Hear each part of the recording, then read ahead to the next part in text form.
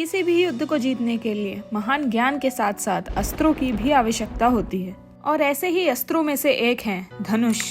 आज इस वीडियो में हम कुछ ऐसे धनुर्धरों के बारे में जानेंगे जिनसे देवता भी लड़ने से पहले सोचा करते थे। इनमें देवता, उनके अवतार और महाभारत के सर्वश्रेष्ठ धनुर्धर शामिल हैं। आप सभी का स्वागत है। आप देख रहे हैं द मिस्टिक हिंदू। वीडियो शुरू करने से पहले चैनल को सब्सक्राइब करना ना भूलें। पहले नंबर पे हैं भीष्म पितामह। सदा ब्रह्मचर्य का पालन और कभी शादी न करने की भीष्म प्रतिज्ञा लेने वाले पितामह को इच्छा मृत्यु का वरदान प्राप्त था। गंगा के इस पुत्र ने स्वयं परशुराम से अपनी विद्या ग्रहण की थी। उनके पास अनेकों अस्त्रों का ज्ञान था जिसने उन्हें अजय बना दिया था। वो हर अस्त्र चलाने में माहिर थे और साथ ही एक बड़े धनुर्धर भी थे। वो केवल अपने धनुष की प्रत्यंचा की ध्वनि से ही अपने विपक्षी सेना का संहार कर देते थे। उनके पास ब्रह्मास्त्र से लेकर नारायण अस्त्र और शिवजी का पशुपतास्त्र भी था।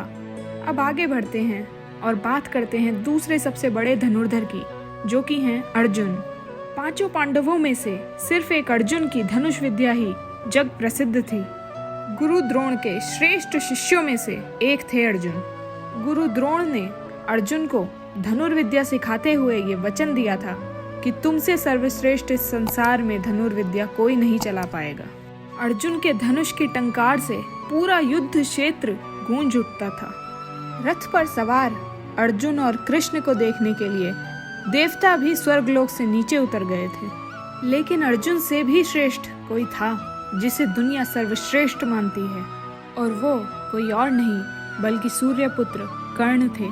वैसे तो महाभारत काल में सैकड़ों योद्धा हुए हैं, लेकिन ऐसा कहते हैं कि युद्ध में कर्ण जैसा कोई धनुर्धर नहीं था। यदि उनके कवच और कुंडल नहीं उतरवाए जाते तो उनको मारना असंभव था।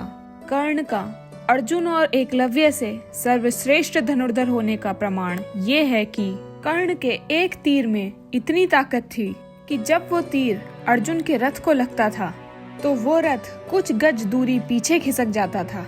श्री कृष्ण ने अर्जुन को बताया था कि जिस रथ पर वो स्वयं सवार हैं और साथ ही महाबली हनुमान भी विराजमान हैं, उस रथ के इस तरह पीछे धकेले जाने से ये पता चलता है कि कर्ण के उन तीरों में कितना बल था। खुद प्रभु श्री कृष्ण ने भी कर्ण की कई बार प्रशंसा की थी और उन्हें सर्वश्रेष्ठ भी कहा था। अब बात करते हैं एक ऐसे धनुर्धर की जिसका अंगूठा अगर ना लिया गया होता तो महाभारत का परिणाम कुछ और ही होता। तो दोस्तों, वो कोई और नहीं बल्कि एकलव्य हैं।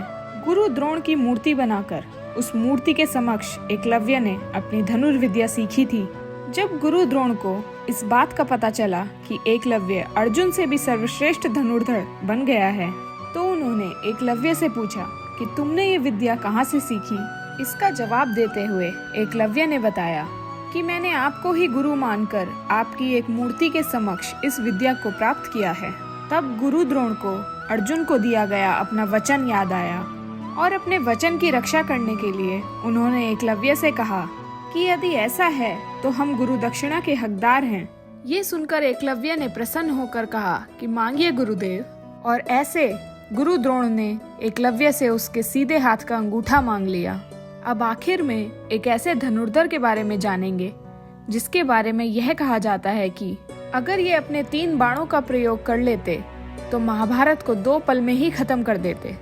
उनका नाम है बर्बरीक। महाभारत काल के सर्वश्रेष्ठ धनुर्धरों में से एक। भीम के पौत्र बर्बरीक ने अपनी मां को वचन दिया था कि वो उसी पक्ष से लड़ाई करेंगे जो हार रहा होगा। जब स्वयं श्री कृष्ण एक साधु का वेश बनाकर बर्बरीक के समक्ष उपस्थित हुए, तब बर्बरीक ने अपनी वीरता का एक छोटा सा नमूना मात्र ही दिखाया। साधु के वेश में श्री कृष्ण ने उनसे कहा कि इस पीपल के वृक्ष के सारे पत्तों को एक ही बाण से छेद दो। बर्बरीक ने साधु से आज्ञा लेकर अपना एक तीर निकाला और उसे वृक्ष की तरफ छोड़ दिया। वो तीर एक एक करके सारे पत्तों को छेदता जा रहा था। इसी दौरान एक पत्ता टूटकर नीचे आ गिरा। कृष्ण ने उस पत्ते को छुपाने के लिए अपना पैर उस पर रख दिया। उन्होंने ऐसा इसलिए किया ताकि वो पत्ता छेद होने से बच जाए। एक एक करके सभी पत्तों को छेदने के बाद वह तीर कृष्ण के पैर के पास आकर रुक गया।